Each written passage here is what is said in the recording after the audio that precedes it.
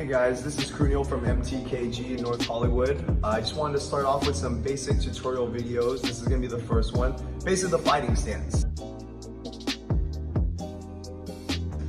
Before we get into the fighting stance, I need you guys to remember two terms, okay? The orthodox stance, which is a right-handed fighter, okay? And the southpaw stance, which is a left-handed fighter. All my new students know I say this all the time, but basically, if you know what I'm talking about, you know what I'm talking about, okay? So let's get you guys started with the basic orthodox stance. You're a right-handed fighter. So in Muay Thai, what you guys want to do is you want to put your left leg in front. I advise you guys to actually flare the toes out slightly, okay? You don't ever want to do what I call pigeon toe, where you turn that front foot inward, because we're not boxers and we're not kickboxers, all right? Always flare the toes out a tad bit. Now your right leg or your rear leg will be about behind you, about shoulder width apart. Make sure that right foot is about 45-degree angles, okay? You never want to make an L shape, nor do you want to have your right foot completely straight either. You always want to have that nice 45-degree angle. Make sure you guys always have your knees slightly bent. Two reasons for this. Number one, balance. And number two, you're protecting your knees from getting damaged in some type of street altercation, okay? And even in a competition, same thing, all right?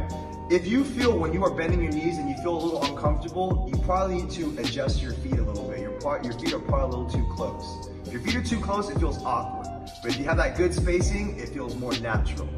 Keep in mind though, when you are doing this, your legs are not going to be used to this. Your legs are going to get very tired quickly, but I encourage you to keep doing it, because the more you do it, the stronger your legs get, all right? So now, with that said, where do you look at an opponent? A lot of students will ask me, Kru Neil, what do you look at? Do you look at the face? Do you look at the legs? No, you don't. Look at the sternum, guys. When you look at the sternum of the opponent, you can see the body movements. You can see the different types of punches. You can see the elbows. You can see the knees. You can see the kicks. And you can even see the takedowns coming as well. So always keep your vision at the sternum, okay? Now, with that said, you always want to keep your chin down, but keep an eye on that sternum. Keep your hands what I call high and tight. High should be at least at your cheekbones or eyebrows is what I recommend, okay? But when I say tight, I don't mean tensing up your muscles. I just mean tight, meaning keeping your elbows down. A lot of traditional Muay Thai fighters want to flare their elbows out, and they do stuff like this, okay? Well, what happens is when they do that, they have to rely on grabbing everything. I want to teach you guys that you guys can block and grab and be able to punch. Because if you think of any boxer, boxers don't box like this, do they? No, they don't. It affects their punching.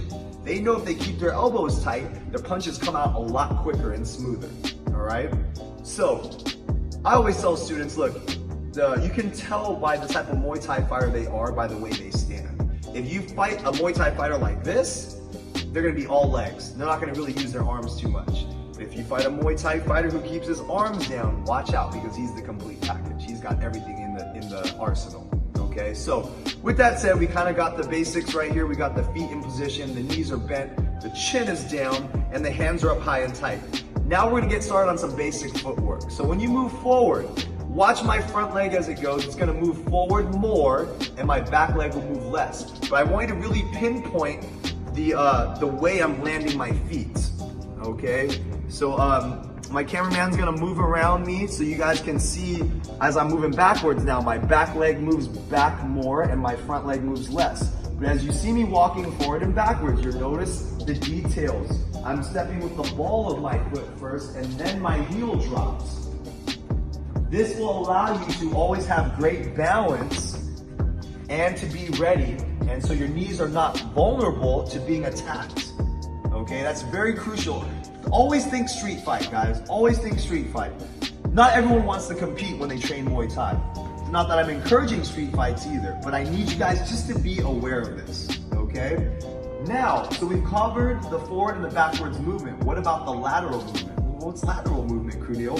Lateral movement is moving left and right, okay? So when you move to the left, it's the left leg that's gonna go first. So the left leg, I'm gonna move to the side. If I'm moving to the left, my left leg's gonna move first.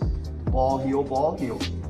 And when I move to the right, my right leg's gonna move first. Again, whatever leg moves first, that moves the most. The second leg moves the least. We never ever want to cross our legs over like this. I always say don't fight like a cholo, okay? Don't cross your legs over because you will not be ready for that attacker when he does attack, when he or she attacks. All right, so right now we basically covered the forward and backwards movement and the lateral movement. So what I always recommend to students, especially starting out, when you go home, walk around in your house in your fighting stance. It'll take you a little longer to get from room to room, but it's okay, it's good practice. If you're ever doing chores like vacuuming or mopping, do it in your footwork. Let's say you're mopping, do it in your fighting stance and your footwork. It's great practice.